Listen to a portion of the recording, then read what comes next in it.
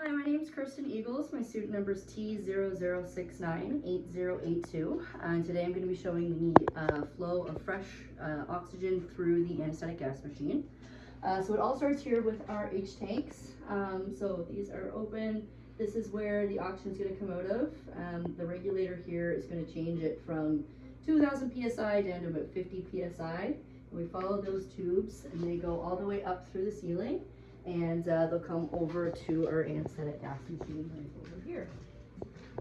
So it comes down, you can see it connects right here to the machine, and it's going to connect directly to our flow meter. So we can see here in the back, the oxygen is going to come down these tubes into our flow meter here.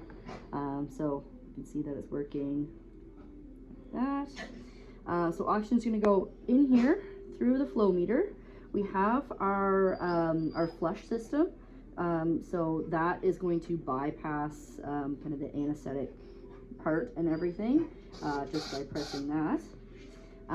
From the flow meter, it's going to come out the back here through this tube into the anesthetic gas, where it's going to be picking up the anesthetic gas once we have it set. From the gas chamber, it's going to come out into this circuit here, up into the inhalation valve. Up here we have our negative pressure relief valve. So this is our directional valve that's only going to allow airflow one way. So that's going to come out the inspiratory circuit and out to the patient. So when the patient breathes out, it's going to come out the other side of the circuit. Because we have fresh gas flowing here, and gas is going to follow the path of least resistance, so it's going to go up to the exhalation valve. Again, a unidirectional valve, so it doesn't allow backflow. From that exhalation valve, it can go a couple of different ways. So some of the air will go out to the scavenger system, and then some of it will actually come down through the CO2 canister. So that's going to absorb some of the CO2, and then that will allow some of that gas to be rebreathed out back into the inhalation valve. All right, so now we're going to do a pressure check on, or a leak test on our machine. So we're going to plug the hole there.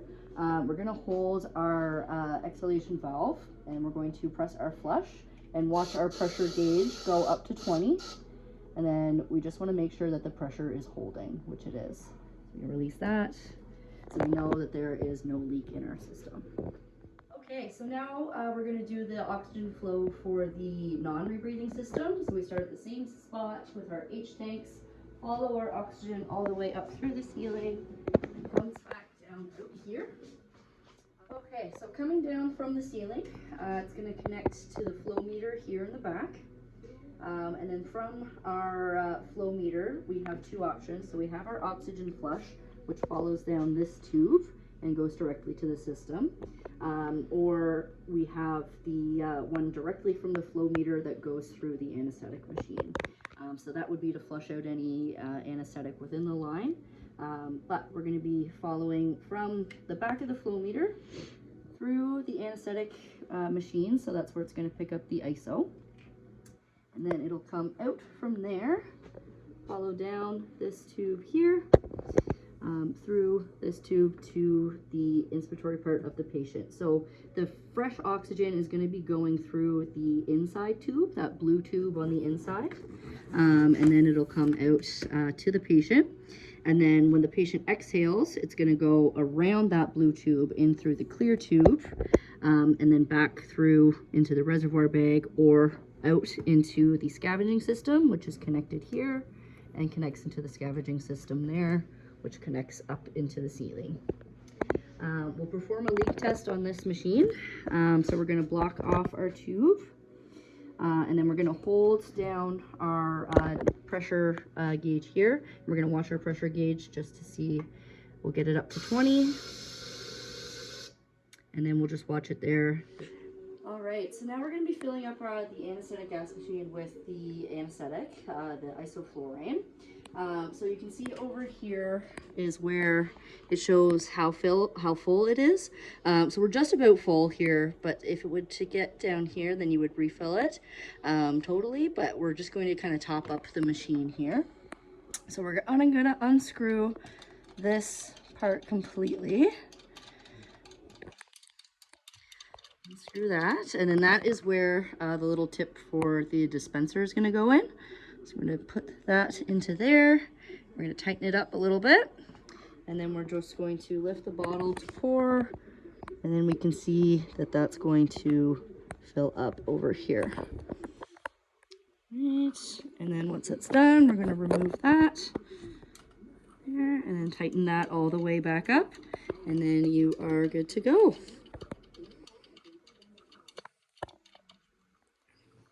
All right, so in the case of a spill of liquid anesthetic, what would happen is you would want to immediately start to ventilate the area. So open windows, get everybody out who doesn't have a respirator.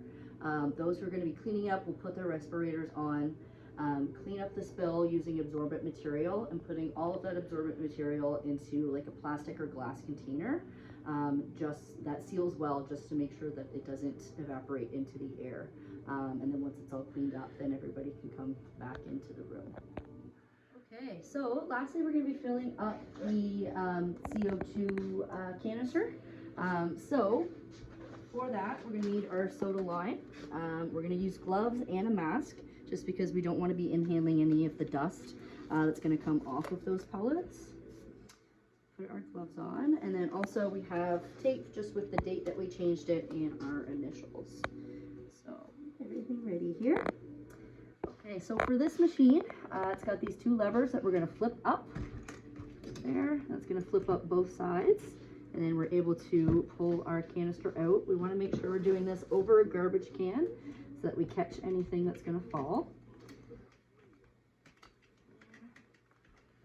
Great.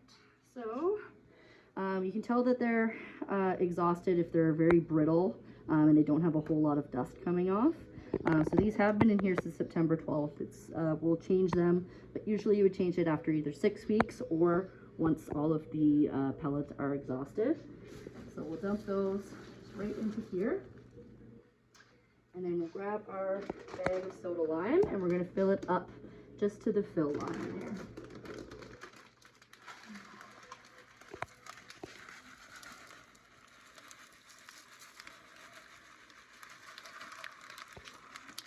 Try and keep as much of that dust in the garbage as possible.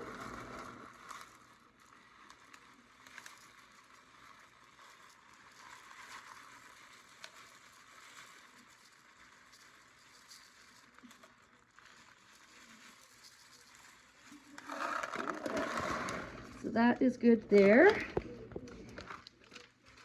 We'll take that tape off as well. And then we'll put that back into the machine.